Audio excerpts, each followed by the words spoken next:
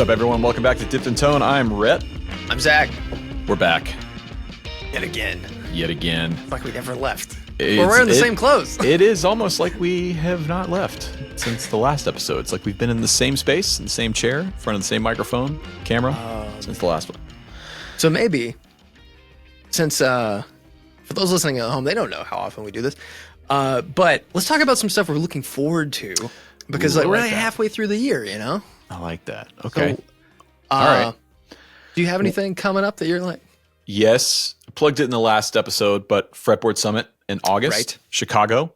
I think it's August 23rd through the 25th, I believe. I think so. It's my first time going to Fretboard Summit. I'm genuinely excited. I couldn't be more happy. We're doing a lot of really cool stuff. I think I'm giving some kind of presentation.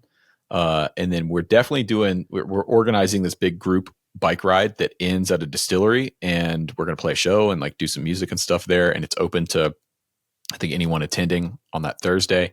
Mm-hmm. Just looking at the roster of who's going to be there, the players, the brands. I mean, it's going to be amazing. If you're not familiar with like Duncan Price as well, Disco BB on Instagram, who does all those crazy Frankenstein guitar builds. That's what Blake Mills is playing one now, like a fretless Duncan Price thing, and he's a bit of a mad genius guitar builder. I think I'm going to do a video with him. Okay. Yeah, it's going to be awesome. I'm genuinely really looking forward to that. So fun. Yeah, like right before, like the weekend before that, I'm actually doing an event in Kansas at Mass Street Music. So, what can I say? It's good. Like I've like every year we've had like a little thing at Mass Street. Mass Street Music has been there for now 41 years. They're fabulous people, great shop, cool stuff. And Lawrence, Kansas, man, college town. A lot of people come out to like play pedals and hear people talk about nerdy stuff. It's a really fun hang. But this is probably going to be like a launch party. Oh. I've said too much, but I'm looking forward to that. I mean, I'm launching a lot of pedals this year. You know, if I didn't make anything, we'd but is this the pedal launch or is this the other thing that's pedal launch? Oh, okay, it'll be a pedal launch. I hope I haven't given too much away, but no, that's fine. Yeah, when are you going to talk about the other thing? Later in the year. So like, we are. Yeah, we're going to be slowly trickling some information about some big goings on at Mythos HQ, and it's going to be exciting. It's going to be fun, different, new, expensive, but it's like all good things. The most important thing is that I'm really excited. Yeah. And so often in life, it's really easy to get bogged down with the things you have to do, and you lose track of what like makes you want to do it in the first place. And so while I still love pedals and I enjoy that, I see there's an episode here we can talk about. Yeah, well, this will be a duo episode that we'll talk about and release when you're ready to talk about the thing that you're excited about. That I can confirm is a big thing. Right. It's not a pedal release. No. But yeah, doing the thing at Mass Street is going to be wicked fun. But before we get into our fantastic guests, we have to thank StewMac for sponsoring this episode. Go to stewmac.com/dippedintone and get 10% off your first order and start acquiring all the tools you're going to need as we've moved into the sweltering heat. And pretty soon we're going to be going, well, maybe we'll be going back into a cool fall. I don't know. We could just stay this way. It could just be this way forever. That's how it feels. Yeah. Yeah. But, I mean, there's a handful of tools that guitar players need to have, you know, a soldering iron, some good hex wrenches, some good setup tools, all that kind of stuff. You can get all that stewmac.com/dippedintone. Get 10% off your order. Sorry, my dog is going nuts. Penny is alerting us that someone's at the door. So, yeah. Anyways, thank you so much to StewMac for sponsoring today's episode. Let's get into it. We've got Andy Wood on. Now, Andy has been a surprise guest and when I say surprise guest, I literally mean like you and I were on, and then all of a sudden Andy just popped into the screen, jumped in on us, which is awesome. Today is his first time as an official guest, I believe, here on Dipped in Tone, and we go way back. Andy's been a friend for a few years, both of us. Unbelievable guitar player, mandolin player, has done a ton in his career. Played with some heavy hitter musicians, which we talk about in the episode. He's got a great touring gig with Rascal Flatts and all that kind of stuff. So Andy is he's a guitar player's guitar player. Yes. And just an all around gear nut, which is the best kind of nut, right? And a car nut, but don't worry for you, like not car people. We don't talk about that till the very end of the thing. So you're safe. Only a few minutes. Only a few minutes. So without any further ado, here's our interview with Andy Wood. Yo, show that burst again. Show us that Les Paul. You see that burst. Oh, hell yeah, man. Look at that. So what is that? This is a Les Paul. It's made by Gibson. Oh, okay. What? Yeah. It's new. It's a new company that's a startup, really. Man, I need some deets. I want to know like how high your ABR is set. That's what's your pickup height? That's actually a 58 Murphy and not the 59. I always had been told and heard how, it's like the 58 necks are like so unplayable. They're so big. I think it's super, super comfortable. I really like that neck. It's not baseballish at all. I think the biggest neck I ever played that I was like really astounded was the old Valley Arts Brent Mason guitar. You remember when they did that one and it had the little like swing on the headstock? No, I don't remember that one. No. Yeah, that was probably like early 2000s. And like it didn't have the bender on it, and it was just gray. It didn't have any of the weathering like the proper Fender one does. Got it. Yeah. I've always liked the R8s, man, but I've got big hands, so I can, a bigger, chunkier neck. Just I like it more, but I can understand people not really getting on with that R8 like big beefy thing. Yeah, it's not a shredder thing, right? Like the John Sykes Les Paul that I played is like a super shredder neck, and but I like that. Like when I play a 335 or even a Strat or a Les Paul or something, I like it to kind of give me a different feeling in my hands, to just kind of give me a different inspiration on which way to approach musical statement. Like I guess that's maybe kind of comes from being a mandolin player first. Like just the idea of like a Martin neck or a Gibson neck on an acoustic, having the V or not having the V. And like when I went to different electrics, it's like, I know it's all guitar, but to me, they're different. Like when I play a 335, I play like a different kind of player. And when I play like my Sirs, I play like me. But like, I like that inspiration coming from other styles of guitar. And I'll tell you, you guys will know what I'm talking about when I say this. Like, you guys got buddies that no matter which guitar or amp they're on, they try to square peg round hole, and they always play like them. Mm-hmm. Like, you ever have a friend that's maybe like a super Ingve kind of guy, and you put him on like a little tweed with a 335 and he's still going for the super Ingve licks and like none of it works, and vice versa, right? Like a rootsy player and you put him on like that Diesel and it's like nothing works because it's like you're trying to brute force the wrong thing into it. And I think like with my arsenal of gear, I like things that tell me to do different things, different source of inspiration. Well, my experience is like if I do plug into a super high gain amp, for example, I don't know what the hell to do with it because I don't play that kind of stuff. I don't really listen to a lot of that kind of stuff. So I have no context for it, Like my highest gain amp is a Soldano. I've got an SLO 100, which I love. And you say that. You got to play one of these. It's funny that you're like, it's like, it's not really high gain. Did you ever hear unlawful carnal knowledge? My God. Okay. But listen, that's different than like the Diesel you've got behind you, or like, I'm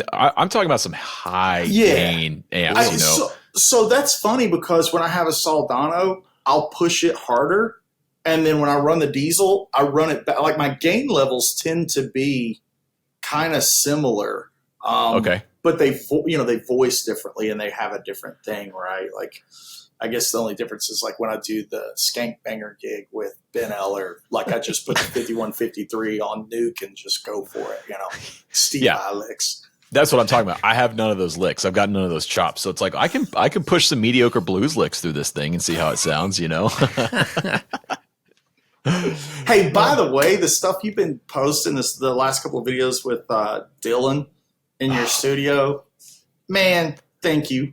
Just thank you for making that. Thank him. I mean, it's just setting up that environment, having a killer band, and you guys playing great, choosing cool songs. Like, thanks, man. I appreciate that. Coming from you, that really does mean a lot. We need to get you down here to play on some of that stuff, the live to tape thing. It's an idea that I had for a long time, and it's it's not a unique idea, right? Like posting full band covers on YouTube, but my angle of it was really highlighting the tape aspect of it. Like, hey man, this is one take. There's no pitch correction. There is no nothing. We're just rolling on this thing, and what you see on the video is what you get. And I might actually just go down to one camera, because I've noticed some people, because we have two cameras rolling and we're cutting back and forth. People are like, this is bullshit. They're editing this. These are different takes. I can hear. I'm like, dude, it's not. I love the moment in time stuff. But again, growing up with Del McCurry records and Flat and Scruggs, like all that stuff is just moment in time. I mean, like one of my favorite bluegrass records of all time, and one of the most lethal amount of chops records, is Newgrass Revival live in Paris. And it is a young apex predator, Bela Fleck, just leaving blood on the ground, man. He is playing in that thing so good. I mean, everybody's playing great. It's Sam Bush and John Cowan. Singing's great. Pat Flynn's on guitar. But it's just it's like that. They're all in their late 20s, early 30s, something to prove. And it's that thing you're talking about with the moment in time, just like this is what it is, It's killer. Check it out. So you grew up, I'm a Tennessee boy. You moved to Tennessee. Go Vols. National champs. How did growing up in the Knoxville and the Appalachia shape? I mean, of course, playing mandolin and being just completely absorbed in that style of music. How did that shape your perception of guitar when you started to take that leap into that instrument? That's three answers all in one. That's okay. We got time. Okay. So I didn't start playing electric guitar until I was about 17. I remember being junior year of high school. I really got into electric guitar. So that was maybe the year where you're 16 and 17, right? Before that, I started playing music when I was 5 or 6. I played mandolin and a little bit of fiddle, but my cousin mainly played fiddle. And we were the same age. We didn't have any brothers or sisters. My granddad played, and hey, here you go. This is pretty fun. This is a young 11-year-old me. I keep this on my studio desk. That's awesome. Dude, that's rad. Yeah, so I have two of them. This is me at maybe 14, me and Brian, and Grampsy at 14. Yeah, I kind of know it's not. Sony Cam's making it autofocus weird, but I keep these on my recording desk for inspiration. But yeah, I was living in that world, and Sam Bush and Bela Fleck was one of my biggest heroes. Even though I didn't play banjo, I was always trying to learn Bela Fleck things on the mandolin and on flat top. So by the time I got to electric guitar, I had a pretty built right hand technique. And if you never played mandolin, or if you know mandolin players, they're alternate pickers because you have no sustain. You maybe get a pull off or two pull offs maybe before the instrument kind of dies.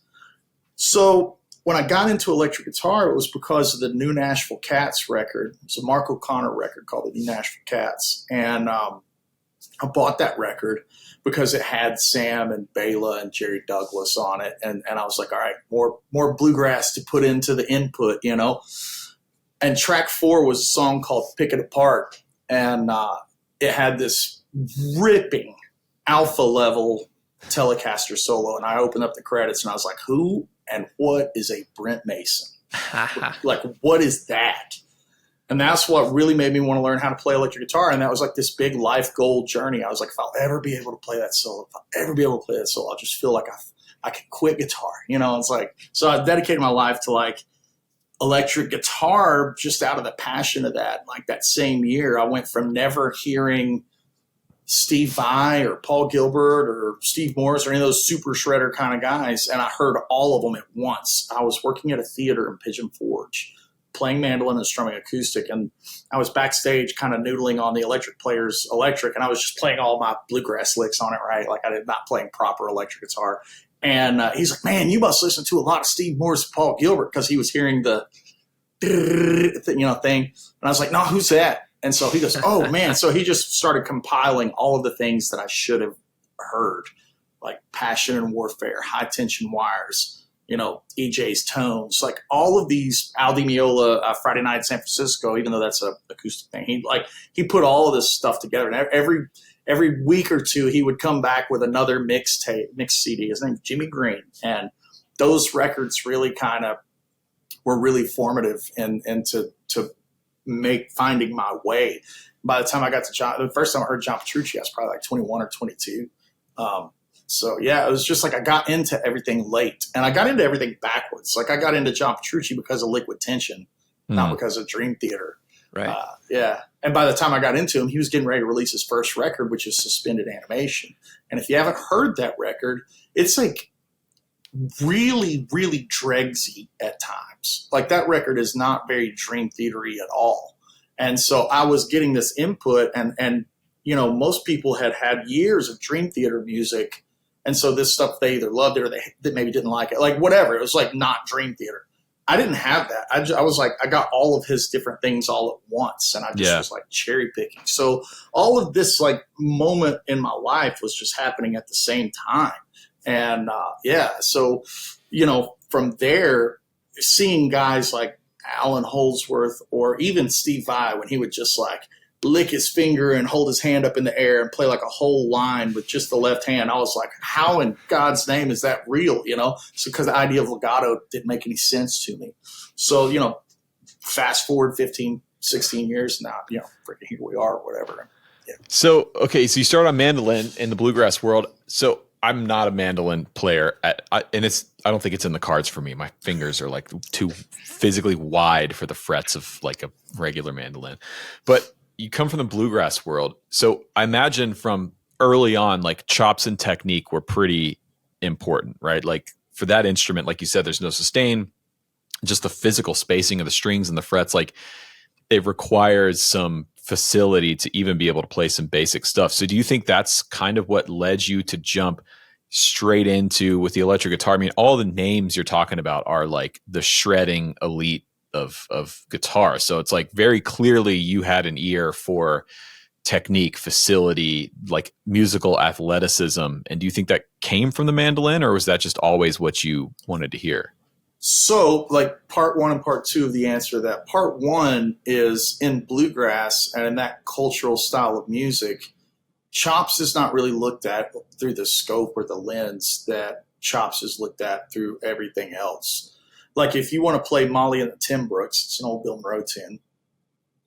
It's fast, and it's not looked at as like, oh, he can play fast. It's just like, this is how that song goes. And that's really the culture of that music. So many songs are mid-tempo, and mid-tempo bluegrass is way faster than mid-tempo pop or country music, right?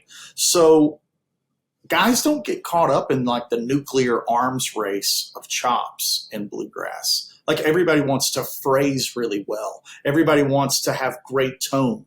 Like if you ever get around a bunch of bluegrass flat pickers like Trey or Jake or any of the bros, everybody always talks about tone and phrasing. Nobody's really talking about chops. It's kind of like the instruments in those worlds are so physical. There's nothing to run it through. There's no amplifier or anything. So everybody's number one and number two concerns are tone of delivery of the note and how the instrument's projecting the note. And like everybody's like, oh man, it just sounds so woody, man. It just sounds, you just hear how woody it sounds.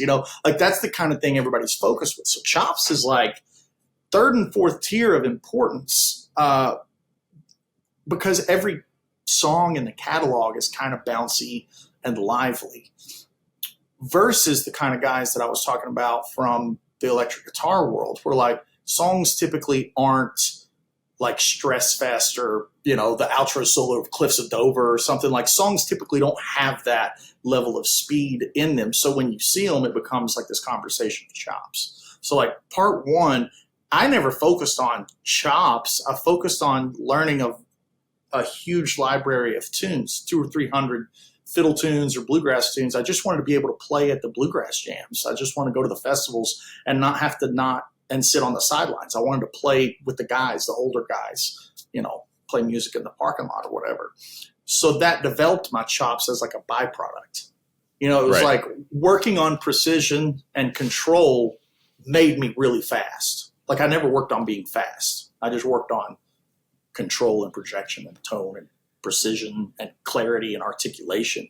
You got fast as a byproduct. When I got into electric guitar,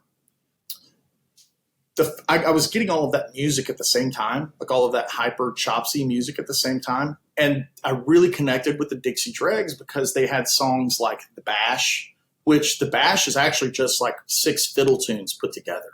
Like, it's got Wabash Cannonball in it. I think there's a version that's got Rocky Top in it. There's a version that's got like Grandfather's Clock. And it's like, believe it or not, that's not an original tune. That's just an arrangement of like 6 fiddle tunes that they just blow over. So it was a gateway drug into that world of music, into electric guitar, really. Yeah. Like that. So it was like, it was that thing. And because I picked every note, music that had picking every note was easier for me to digest. Got it. From a like learning standpoint. Stuff that was really hard for me to digest, stuff that had a lot of bends. Anything that was pitch manipulation in the strings and like chord bending, like anytime Brent would do those double stops, or Albert Lee or Ray Flack or Roy Nichols would like hold a chord and do double stops, Danny Gatton things. I couldn't figure out how any of that was done. Steve Vai, Joe Satriani, like when they weren't playing fast, when they would play fast, it was easier for me to transcribe it. When they would play bendy stuff and swoopy stuff with the bar, I had no reference for how that worked on a mechanical level. So it's like, again, kind of being backwards on it all. And that makes a lot of sense because I worked at Carter Vintage for a while, drink. And there would be like all the Spigma and all the bluegrass events and stuff would come through, and a lot of those guys they don't bend like at all. No, never. And you can always tell a bluegrass guy on an electric guitar because there's zero bends. Yeah, it's very, very different, very different. And so, like, I remember the first time, speaking of Jake, I saw him play an electric guitar. This was like, real early on in living in Nashville, and he's like shredding and can bend and do all that stuff. I was like, whoa, you're an anomaly here. Yeah, because I'd only ever heard him play acoustic. That's Jake Workman for those watching and listening that are not hip. You mentioned Trey Hensley, Jake Workman. Yes. Both of those guys, man. My Jake Workman story is I was playing with my band in Florida. We were on St. Augustine, like 2018. We had a night off, and it was the CMAs that night. And so we were sitting in the hotel room. We were drinking. It happens, and we were just kind of shitting on the whole thing. It was, bro country, just whatever. We were just being jerks. And then Ricky Skaggs and Kentucky Thunder comes on, and and they annihilate. It was, and I don't come from a bluegrass background, so this stuff was relatively new to me. And this guitar player live in front of Bridgestone Arena just ripped the top off of his guitar basically. And all of us in the band were like, what the hell? Who is that guy? And I looked him up, and Jake Workman, holy shit, that guy's amazing. And I've been a huge fan of him and Trey Hensley ever since. So if you're watching and throw a couple more names: Jake Workman, Trey Hensley, Cody Kilby. That's another one that people should check. And Seth Taylor, Sean Richardson. Like, Sean plays with Sierra Hull. Seth plays with all kinds of different folks. I mean, and those are just the guitar players. Like, that's not even getting into the fiddle players, banjo players. Like, God bless, So that's a good question. A large portion of our audience, I imagine, is hip to some bluegrass stuff and some folk stuff. But for those who aren't, like, where do you start from a listening perspective or a picking perspective? Like, where should we jump in? My favorite stuff is the stuff that was recorded in the 70s. And it's at the time that it was being recorded, they were kind of being a little bit shouldered and shunned by traditionalists. The traditionalist stuff is the 40s era, 50s era. So that's like your Bill Monroe, Flatt and Scruggs, Del McCoury stuff. Then it goes to the 70s thing. That's the dawn of newgrass. So that's like Strength in Numbers, the 0044 record, which is I'm trying to like make things concise. Sorry. There's a Rounder label. There's a label called Rounder, and they did I think it was 0044 was like maybe the serial number, the bar number on the side. But it's J.D. Crowe in the New South. That's Tony Rice emergence into the game. And J.D. Crowe was banjo player. And there was a mandolin player who sang high harmony, and his name was Ricky Skaggs. So, like, that's like origin point for that style of stuff. On the other side of the coin, you had David Grisman. You had Newgrass Revival, which is Sam Bush, Bela Fleck. Jerry Douglas was coming onto the scene. Like, all those guys that were, like, the super high-octane players. Like, the 70s of bluegrass is like the 80s of guitar, electric guitar. Like, all of the octane got jumped in. And it's really fun because they would still play old traditional tunes and just burn over them. Like, so like the evolution of like Skaggs' Kentucky Thunder, all of that stuff, you know. And then in the 80s was the arrival of Mark O'Connor, and I Will Die on the Hill, saying Mark O'Connor is a generational fiddle player, like one in every, 300 years. Like, things he can do and how far his sweep is really unbelievable. Like, he's one of the greatest musicians, I think, to have ever lived. It's just, the guy can, write the Olympic reel for the Olympics and work with the symphony orchestras from across the world, and then he can play with Yo-Yo Ma, and then he can play swing jazz and gypsy jazz with Stephen Grappelli, and then he can be one of the most recorded fiddle players in Nashville in country music. It's like O'Connor was an anomaly, and he was, he just kind of had this thing where just anything he wanted to do. And like one of the best bluegrass guitar records of all time is actually a Mark O'Connor record called Markology. And he was 16 and he was playing bluegrass guitar on it. And that was like a side hustle for him. And he was murdering that. So all of that kind of stuff is really the stuff that I like the best. Now, with the arrival of how cool it is to like bluegrass in today's pop culture, like with Billy Strings selling out Red Rocks and things like this, like it's like now it's cool to like bluegrass. There's a lot more young super players like the Sierra Hulls, obviously Feely led that way with Nickel Creek. That's kind of like the post era, but that's like the next evolution from that 70s Newgrass thing. And then Feely and Newgrass or Nickel Creek and all that stuff showed up in the mid 2000s, early 2000s. Right. Yeah, so there's plenty out there, and there's plenty of really fun stuff. I think, it's a disservice to be talking about this stuff and not mention Brian Sutton. Like, it's like there's a lot of low-hanging fruit that people are going to be like, yeah, obviously, but we got to say it, Yeah, got to pay our dues, Yeah, exactly. Pay respects. Yeah. None of them used a Les Paul or a Marshall, which is weird, Why not? I'll show you this, like, there's the EJ Marshall right there on the top. You can see that. Yeah. Oh. That's the 68. Yeah, you were telling me about that not Yeah. too long ago. Yeah, it's a 69. Sorry, it's 69, and I got it from the guy that bought it from EJ. So. Yeah, I bet that's like not cool or good sounding or fun to play. Like I just used it on a session yesterday. I was doing a session. I guess I'm name dropping, whatever. Who cares? I was doing a session for Rudy Perez, and he's like this mega player. And kind of he started the Latin Grammys, like Pitbull and Bad Bunny and all that stuff. And he asked me I met him a few weeks ago on a session, and he asked me to do some stuff. And I went through the amp. I've got everything on an amp switcher in the room, so I can just test. And by the time I got to that one, I was like, well, there it is. That's the thing. And it's got, it's like old amps have little gremlins and little hums and things that aren't super perfect, like a Bogner or Two Rock or whatever.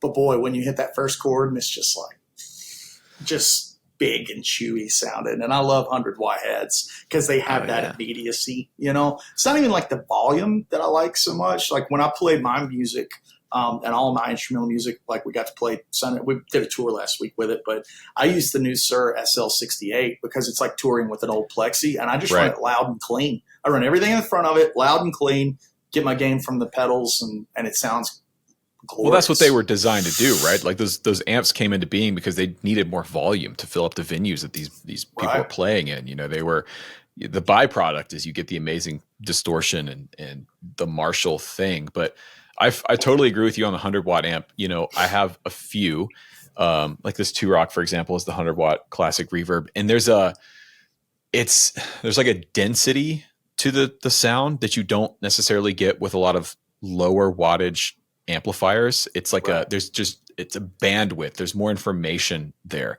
which in the right context can be exactly what you want. In the wrong context, it can be exactly what you don't want. Yeah, exactly what you don't want. But so that's where this that little guy comes into play. That's an original 63 little deluxe reverb. So you want to sell that one? No, of course not. I got it with the slip cover on it and the hang tag where it was sold new for $400. I'll give you $600 for it right now. No, sir. Yeah, I paid way too much for it. That was like one of my first like real amps, you know. Yeah, but that came from like worshiping Brent, you know. All of that stuff in the '90s was like, you know, the tones that I loved, and for those that I want to circle back to you being at the bro country thing and kind of like pooping on it or whatever. It's funny because like all of the stuff that really was important to me growing up was country records, because there had to be a level of excellence in the road guys' abilities to play the songs that the Nashville guys recorded. Yeah. Like when Alan Jackson put together a band, obviously he couldn't take Brent and Paul Franklin on the road with him. So, but he's still going to play I'm in Love with You Baby and Mercury Blues and all these really hot things. So like, in that era, and that's what Skaggs is doing now with Kentucky Thunder, it's like in that era, everybody had to take out monster players. Like Reba had to take out monsters because Dan Huff was cutting the sessions. Like Hard as a Lonely Hunter is one of my all-time favorite Stratocaster tones and solos. And, you know, Brent Rowan was on all that stuff. And it's like the stuff was not easy to play. And even your bar bands in the 90s had I guess I'm going to say it had a higher level of base level technical proficiency just to play what was top 40. Well, the music demanded it. I mean, the music back then had chord changes in it, and it had like real. Right. And I want to be clear, like when I say shitting on pop country, bro country, I'm not talking about. I know. Country. I'm not talking about that stuff, right? I love that stuff. You know, I know. Yeah. Growing up in South Carolina and Georgia and everything. I mean, it's part of my childhood, and my wife would never forgive me if I said that I didn't like 90s country, you know? But I that's a very different thing. I'm trying to be careful of how I say this. It's a very different thing than what's happening a lot in Nashville. A lot is the right word. A lot. Not all of it. There's still amazing country music. There's like guys that I'm going to say like Brad Paisley or Brothers Osborne. Those are for real players. But like, here's a young cat that everybody should go check out is Zach Top. Everybody needs to go check Zach Top. Like he is a player's player, and he's like just there, now man. Opening. Like he's like got the opening 4:00 in the afternoon slot to Luke Bryan. That's where he's at. But he's coming on stage wearing the Wranglers and the big cowboy hat and doing his own guitar playing, and it's pretty damn lethal, man. There's still some great country music being made in Nashville. There's still real writers there, real players, real artists doing the thing. It's just getting overshadowed a bit by the machine. And, you know, my, I guess call it uninformed opinion if you want. It's like the reason it's so hard for me and I have such a visceral reaction against like the most bro of bro country is, to me, I feel like it's taking a great American art form and American tradition, which is this amalgamation of all of these different styles and cultures, which is America in its own, you know, right. And it's kind of just like ripping it off in a cheap imitation in the name of just making money and selling, you know, it's super commercialized, cheap imitation of like real artistry. And it's like Cheetos. Tough, it's like Cheetos versus like, you know, grilling a steak. Both are food, but one's not good for you, you know? And here's the funny thing is I'm from the school of like, I think there's a lot of room for all of the Cheetos and Doritos of the world, even musically. Like I like dumb filler stuff. That's fine. But I don't think it should be any bigger majority than somebody like a Marcus King or a Chris Stapleton or something like that. Like everybody, there's enough room now with the internet that everything's got its way. And if you want to sell seats to let's talk about this. If you're a label or a conglomerate of any kind, like a Live Nation or whatever, and you're going to put together a bill, and so, let's say, Luke Bryan's going on at 7 o'clock or 9 o'clock, then throughout the evening, you don't need 5 other Luke Bryans, because you got to remember, our audience now has Spotify, and they have attention deficit disorder, and they've got all these different things that are getting fed all the time. I think there's no better time in music to have really wide variety of a show. If you have like a bubblegum pop princess country artist at 7 o'clock, then you have a traditional guy at 8. You can have the mega star at 9. I think that wasn't as available, 30 years ago as it is now, because people listen to, rap music and then swipe 3 times and they're listening to Taylor Swift, swipe 3 more times and they're listening to Brad Paisley. It's like, that's okay to put together shows that have those bills. And I think you're seeing a little bit of it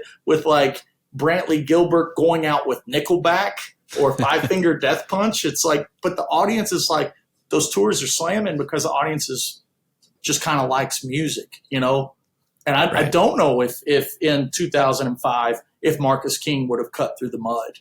I don't know if he would have. Yeah. Right. We got a question from someone watching the stream, Rob, and this is going to segue into the next thing. Rob is asking about your Woodshed experience, and is it a good place for a beginner to come and be a part of? Yes. So for those that don't know, my Woodshed experience is my 4-day guitar retreat. It started as a COVID kind of thing where I was like, okay, I still want to go play live. Me and my buddies still want to play, but we can't play a big venue. We can't have a lot of people. So let's just limit it to 60 people, and we own the property and it's spaced out. That's where it started. And I was like, nobody's on the road, so I could get Brent Mason, Joe Bonamassa, Andy Timmons, Greg Koch. It was just like I could get everybody at the same time, Mark Lettieri, So that's what the event is and how it started. Because of the lineup and the nature of maybe misinformation or misconception of what it is, it looks like you have to be, T-Rex of the 6 strings to be able to come and have fun. That's actually not true at all. And I'm trying, now that we're in year 5, to expand the scope of what it means to be there. Most of the players, I would say, we limit it to 100 people. First of all, it's a very VIP kind of thing where everybody is a VIP, because, Rhett, you'll know what I'm talking about. Some of the greatest times that you can ever have in the music industry as a working professional is hanging out backstage for 7 hours before you go on and play, and you're just vibing and talking amps and talking gear. Like, that's a really special camaraderie and brotherhood and fellowship that guitar players get to share, but it's private. For sure. So when people buy a VIP experience to Rascal Flatts, they get 20, 30 minutes and some private concert, but they're not getting that fellowship, and everybody's trying to get what they need to get signed or whatever. And I'm not throwing shade at any of those experiences. There's just not enough time in the day. So we do 4 days, limited to 100 people, so nobody feels like they've got to really hound Robin Ford, because they're going to be with him for 4 days, and like, just the conversations can be like, it can just be a thing.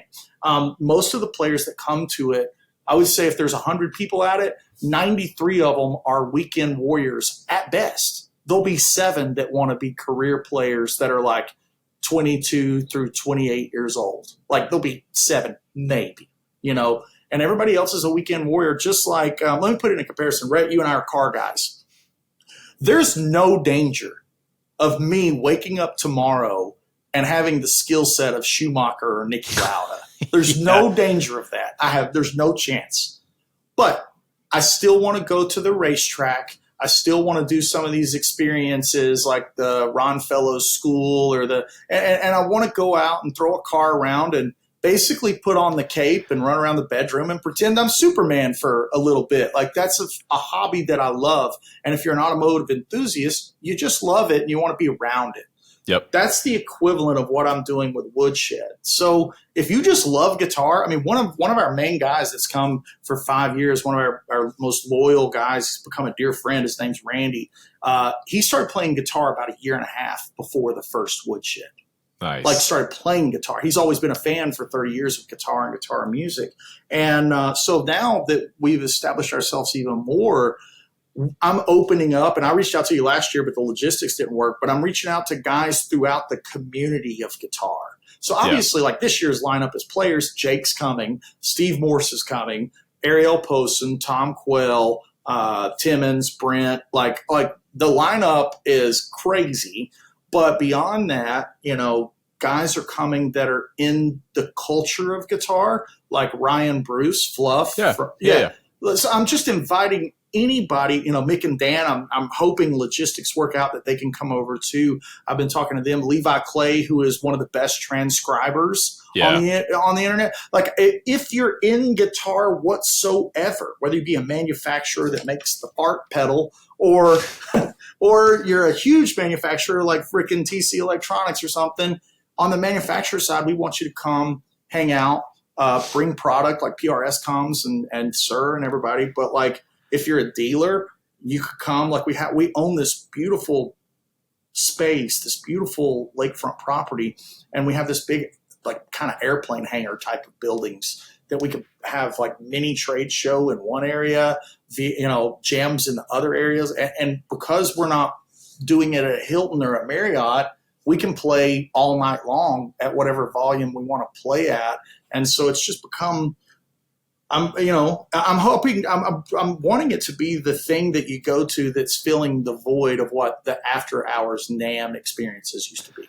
Yeah. If that makes sense. Okay. Sure. Yeah, it's really cool, man. When we talked about it last year, the idea is, I think pretty unique. It's celebrating more of like the community aspect of all this stuff, which is super important. I mean, having people to play with and talk about this stuff with and nerd out with on it is, like you said, it's so important. So when is it? When is it happening? And this year how can people sign up? Yeah, woodshedguitarexperience.com. This year is the weekend of September 6th. So it's that Thursday, Friday, Saturday, Sunday.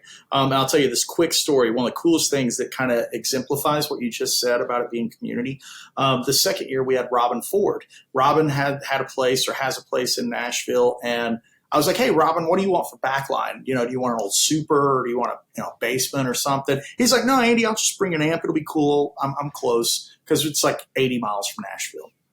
Okay, cool. He shows up with Dumble number 2, like the talk to your daughter Dumble, the yellow telly and everything. This is like mind boggling. I was like, hey, man, it's like, you didn't have to bring all this stuff. What? So day 3 comes around. And I'm on stage doing a thing, and I get a text. My phone goes off. I check it when I come off stage. It's like, hey, Andy, did you hear about Robin's amp? And I was like, oh, God, no. This is like nightmare. I run up to his stage, and Robin's sitting there in a chair like this, smiling. And he's just hanging out. And he's letting every camper play the rig, like his rig. And I go, Robin, man, this is not part – you didn't have to do this. And he just looks up so sweet, and he goes, man – everybody was just asking what it felt like and what it played like. And so I just figured it'd be cooler if they got to do it. And I was like, this is it. This is what we do. We offer this. It can only happen here. It can only happen because it's a limited thing, Yeah. That's the magic. That's so rad. Yeah. I saw him right before the pandemic in Atlanta. He came and played City Winery down here with that amp. And that's when the sort of Dumble thing really clicked for me because it built up now, right? And there's so many versions of it. And it's like this buzzword. But hearing him play his Dumble in that room, I was like, okay, I get it.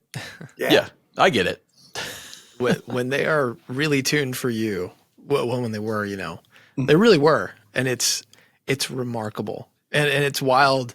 Like that, like what a great experience and what a thing that you'll hold with your, with your guitar, the guitar part of yourself for the rest of your life, being able to do that, even just like holding his telly, touching the Dumble, but getting to experience the feedback loop of playing that rig. Oh man. And like last year we had EJ and, EJ's a reserved guy. He's not a very public guy,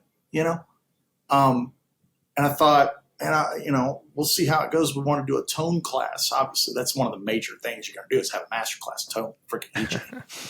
And he just walks through everything, lets everybody take pictures, no secrets.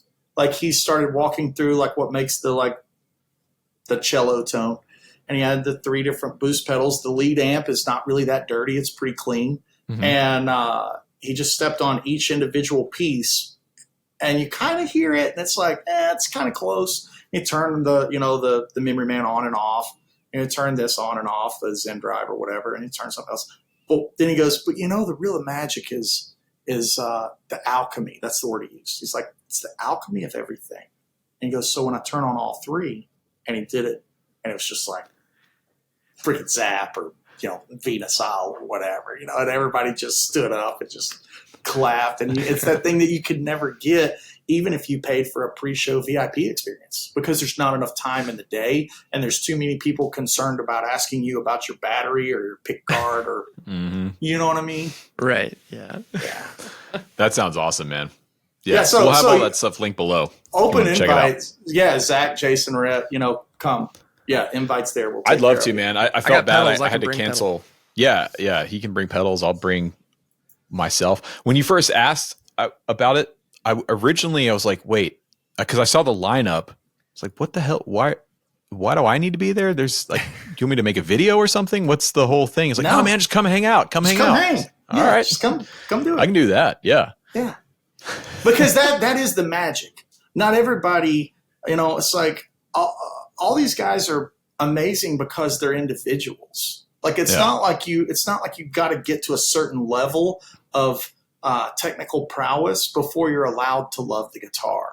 Yeah, exactly. And guitar players are the world's worst to gatekeep that. And that's kind of bullshit, because car guys aren't really like that. Like you go into a parking lot with a guy with a vintage muscle car and there's a guy with a McLaren right next to it and they're just car guys and they just love it, So I'm trying to like take that thing and put it, into the community and be like, if you've played for 6 weeks or if you've played for 60 years or if you've got 100, pre-war Martins or if you've got an Epiphone, it don't matter. Do you love it? Because this loving it's all that matters, right? Yeah. Yeah. Not to sound like a bumper sticker, but I mean, it's true, right? Like that's why we're having this podcast is because we're all dorks for this stuff. So often we just experience all that stuff just through this, Yeah. And like being able to be in a room with people that are, so immensely talented and have such influence and like how often does anybody get to experience like playing amps loud or things like that? Especially if you've only existed in like a bedroom or at home or a weekend thing, you may not have ever been able to really like play loud. Right. So yeah, it's just awesome. So this year, one of the fun things, I put together that big crazy Van Halen wet, dry, wet thing because I love that balance and carnal knowledge tone so much. So one of the things I'm doing this year is just bringing the Van Halen rig, like full wet, dry, wet, and just letting everybody play through it because most people don't get to set up 300-watt half stacks and wet, dry, wet and play Unchained. You know what I mean? It's like most people don't get to do that, right? Yeah, and there's a thing too and this will lead into my next question, but when you get to be in the room with some of these players, there's a difference between hearing them on a record, watching them on a video, and then actually being in the room with them and hearing them play and seeing what they're doing. It's a very, very different experience. And it really highlights what separates these heroes from, the rest of us normies, like being able to actually watch the person do what they're known for doing is really incredible. And so with that, you've talked about Brent Mason and how his influence on you, especially early on in your guitar. What was that like? Like, how did you first meet and start working together? Because you guys, have just released some music together recently and all that kind of stuff. So where did that all start for you? Yeah, right out of frame, it started with a letter that I wrote to Brent when I was about 17 after I heard that Nashville Cats record. And it was a total like fanboy thing. Right. He writes me back and I keep his response framed on my wall. Just to kind of always be like, man, this guy is awesome. Always be cool. Don't ever forget what it's like to love music so much that you write a stranger to tell him how cool he is. You know what I mean? Like, it's like that kind of thing. I kind of like the tapes over here. I just keep stuff around. Makes me keep perspective clear. And Brent and I because we both were Wampler artists, and Brent has this huge resume of like, you could wallpaper a house with it, right? And I don't have that resume, but like the first couple of times, I'd seen Brent play live maybe 15, 20 times, and I actually avoided meeting him. And for a long time, I avoided meeting all of my heroes because I was afraid that they would be a jerk or something bad would happen and it would like really taint it. And I intentionally dodged it for years. Well, as my career grew and I started doing bigger things, it got to a point where I could no longer dodge it. And that moment came to fruition at a NAMM show one year, maybe about 12 years ago. And I was before the Gearbox came out, so maybe even longer, but I was playing at like 4:00 and Brent was playing at like 4:45. And so he walks over, he's standing there and kind of nodding and smiling. And I was like, well, now I've got to meet him. Like I can't run off. So, they say don't meet your heroes, but I did. And he was great. He's one of the nicest individuals ever and still loves guitar and will sit around, if he's got a guitar in his lap, he's going to be noodling on it just like we would, And so when it come time to make this new record, this is my 5th album and my 4th studio album. And this was my COVID record. Like I started with 52 demos and chose the 10 that were the best. And this record is really special, and not to take a dark turn, but I lost my dad and my granddad. And those were like my guides when I was making this record, all in the course of maybe 13 months of each other. It was rough. It's still rough. But this record has all of this importance to it and all this. There's only a couple of songs that are lighthearted. Like the record's really moody. And one of the lighthearted songs is the first single that just came out, which is Free Range Chicken. And I did that intentionally so people that liked Junktown and liked my other albums, this would be the, hey, man, we still do this thing. We still do the fun, Dregsy thing. Come on. But the rest of the record's not really like that. And when I got to the solo section, Ben Eller engineers my records because I don't like to engineer for myself when I'm trying to be an artist. I don't like to wear both hats at the same time. It's like different. When I'm a session player, I have no problem with that. But when I'm making my own statement, I don't like to be both guys. And the song got to the train beat thing and he goes, all right, here's the Brent licks, huh? And he's like, kind of, because we're buddies, we just trash talk each other. He's like, all right, here's the Brent licks. And so of course it was me playing all the things that I, like chicken picking things. And he goes, man, wouldn't it be cool if Brent played on it? And I was like, yeah, man. I was like, he never would, but like, whatever. So I texted him. I was like, man, there's not enough money in the world to thank you for all you've done, first of all, but I've got this train beat section of song. Would you want to do a solo? Like, do you even have time?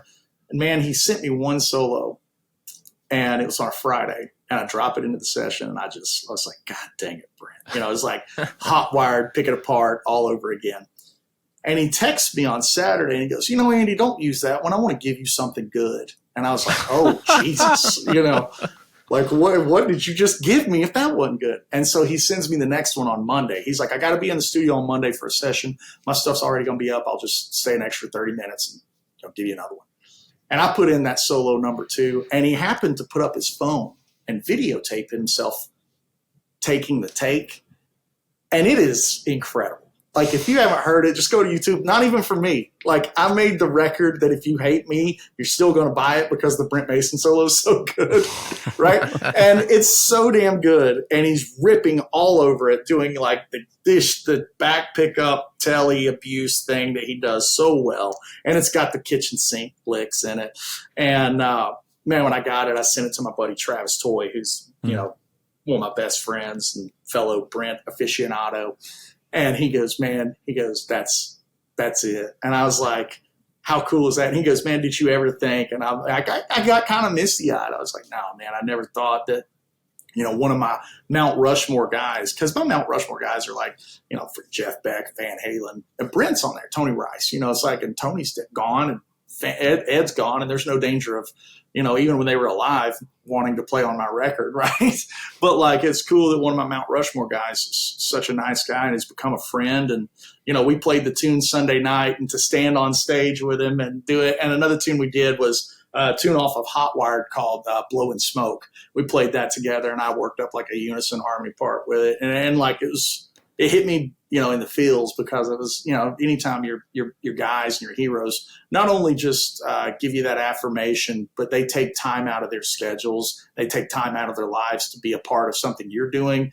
That says more than any, hey, good job or like or comment could ever, like clicking a button on Instagram is easy for anybody, right? Yeah. But to take that time, multiple times over, that's, it's really, really cool. And that's not just a Brent thing. That's Andy Timmons as well. He's been, very much a mentor to me, more so than he would ever take credit for. But all those guys, man, it's like you're talking about Greg Koch. It's like he's the nicest guy on the planet, and you just want to hang out with him. And then when he picks up the guitar and plays, you're like, how? You know what I mean? It's like just greatness, and it's really inspired me a lot lately. And it's been like the counterweight. In life you have the bad thing that happens and the good things. Like I feel like it was the counterweight to a lot of some of the darkness that came out of 21 and 22. Right? Yeah, that's amazing. And you're totally right about Greg Koch. Couldn't be a nicer, more humble, better hang. And then you watch him get on stage, and maybe the most versatile guitar player. He's up there. Hey, I'll say it like this: he's in the top 5, and he ain't number 5. I mean, the guy can play everything. Yeah, everything. Yeah, and play it well. Yeah. Not like, oh, I can kind of do this. What? No, he can just do it. Yeah, for sure. So you have a new record coming out. I'm not sure when this episode will drop, but do you have like a release date? Are you announcing it? Yeah. It's the first Friday in August. I want to say that's like August 8th or 9th, something like that. The first single just came out last week, and the next one will come out. And the next one's like kind of more of what the album is like. It's a little moodier and kind of darker.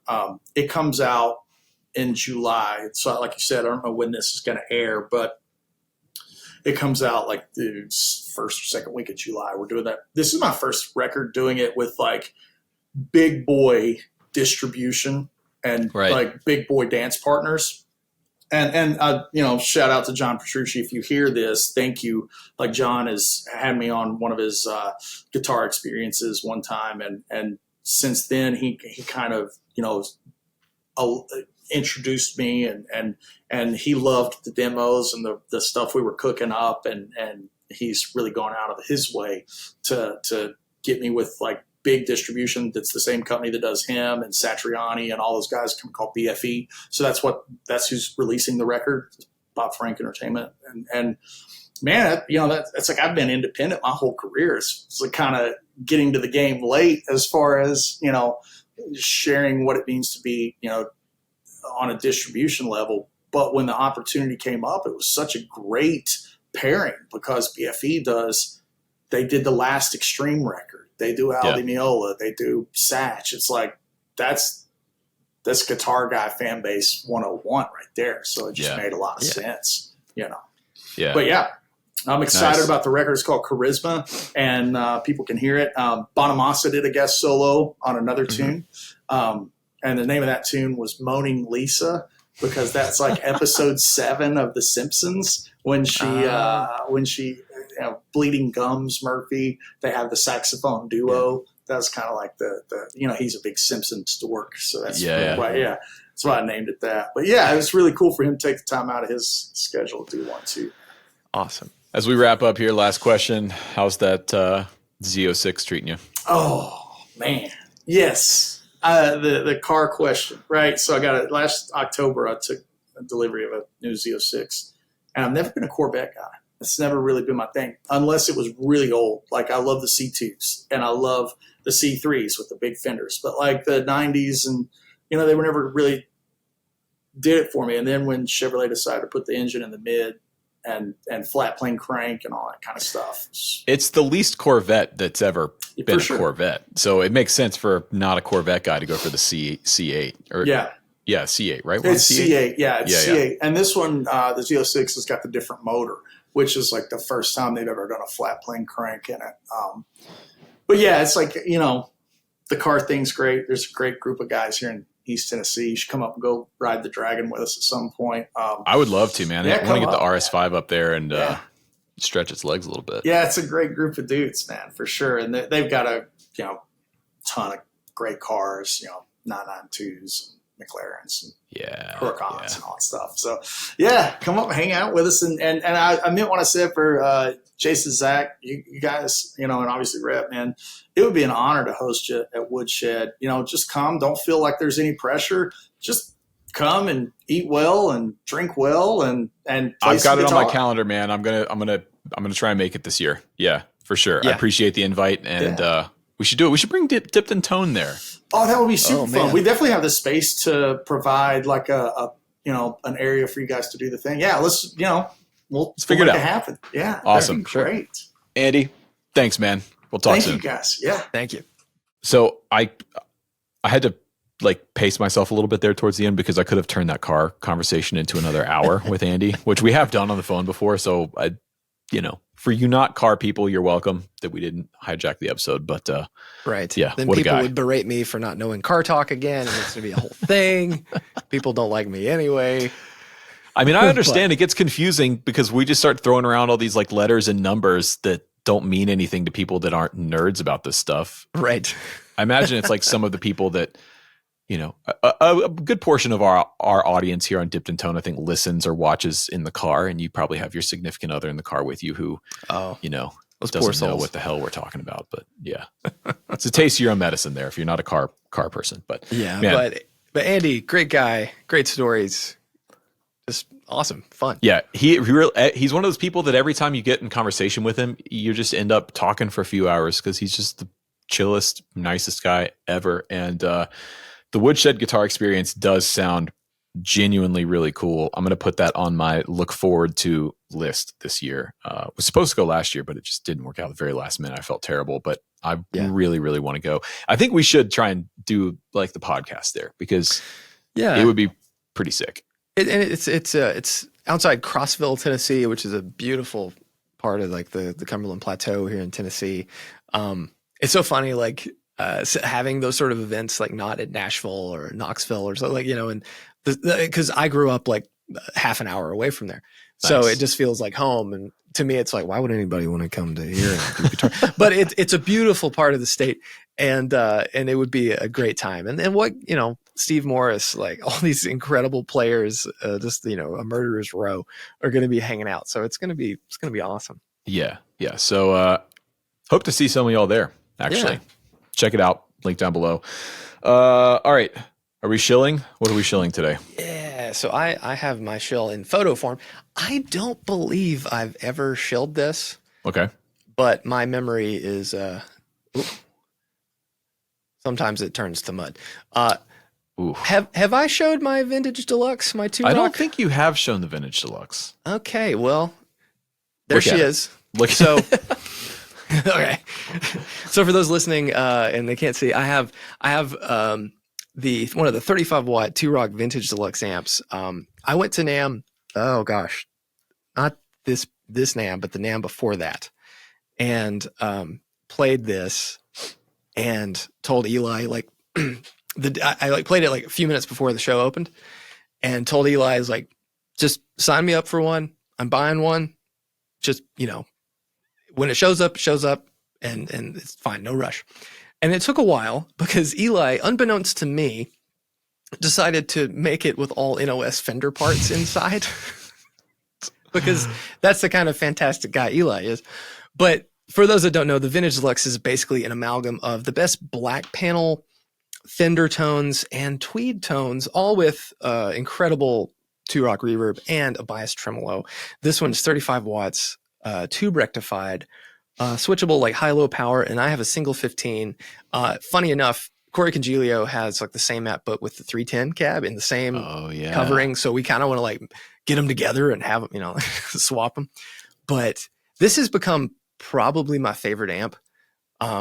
It's got the power, it's got the perfect amount of breakup. It takes pedals really well, and it's heavy. I don't want to move it, but oh my God, it sounds good. It's hard to talk about 2-rock stuff because there's literally only good stuff to say about them. So you kind of you can't sound like you know, anything other than a paid shill when you're talking about Two Rock stuff, because it's genuinely so, like, the amps are so good. Yes, and like I bought this one. It was it was unexpected. I bought that Esquire, and then I like this showed up like a week later, and I was like, oh no, whoops. But it's man, is it great? And the cool thing about it is being here and having the few that I have, and having friends that haven't had the chance to play them. A lot of guys get to come by the shop and get to play them. That actually happened on Monday. My barber, who's a guitar player and a great songwriter, he came by and plugged in. He'd never even like seen one in person that I'm aware of. Plugged in and was like, wait, why does it sound like this? Why does it sound so good? I'm like, I don't know. Yeah, I love Eli. He's, you know, and again, that's what's so cool about this industry. It's like, there's so many examples, whether it's Andy Wood or Molly Miller, our last guest, or whatever, right, that do what they do at such a high level. They're at the top of the industry. Eli's a great example of this. Like, what they do at Two Rock is like the top level thing. And then they're also amazing people that you just want to hang out with and want to work with. Yeah, it's 100%. It's great, man. Yeah. Yeah. What you got? Mine is in the rack here. So I'm going to have to try and, can I do this thing here? Can I make my camera bigger? I don't know. Okay. So this right here, this is a preamp. It's the Warm Audio WA-2M-PX. Brilliant name. Brilliant branding. This is basically a clone of an old Ampex preamp. Right. So tube driven, 2 channels. So it's a stereo pre. I used this, learned about this a few months ago when I went to Sweetwater with Josh and Chris Crone to do that Beach Boys thing. Right. The studio at Sweetwater is like world class, beautiful Neve 5088 console, all the mics you could ever want, the best preamps, compressors ever. And they had this Warm Audio in the rack. And if you don't know, Warm is more of a budget brand. They're made overseas. They're clones of, you know, sort of classic gear. And I was talking to Sean, the engineer there, and I was like, what's up with that? He's like, man, this thing is great. It's killer. And we were using it on like piano and a bunch of other stuff, and it just sounded good. So I reached out to Warm and asked them to send me one to check out. And I've been using it for the last few episodes. My mic is going through it. I've been mixing with it, like pushing not just like drums and stems through it, but getting my mix together and then sending the entire mix through that. It's got a tape saturation mode. It's got a high gain mode, so you can push the front end and actually get some real tube distortion and saturation out of it. And it's a stereo pre. So if you're sort of dabbling and interested in the world of outboard gear, you do some recording, you do some mixing, something like this would be really, really cool.